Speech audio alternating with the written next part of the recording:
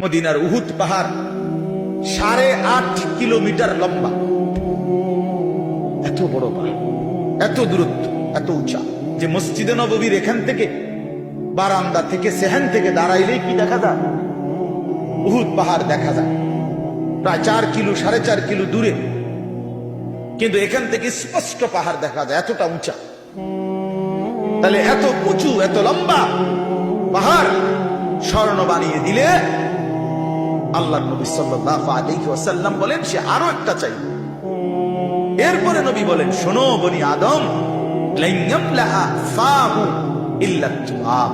হায়, এই সাহাবীকে ডাক দিয়া বলছে, উবাই ইকরা আলাইয়া কোরআন শরীফ পড়ো, শোনাও। তিনি বলেন, আমি শোনাবো আপনাকে? আমরাই তো শুনি আপনার সামনে আমি কোরআন পড়বো, এই সাহস তো আমার নাই। আল্লাহ নবী সাল্লাল্লাহু আলাইহি ওয়াসাল্লাম বললেন, আল্লাহ তাআলা তোমার নাম বলে আমাকে আদেশ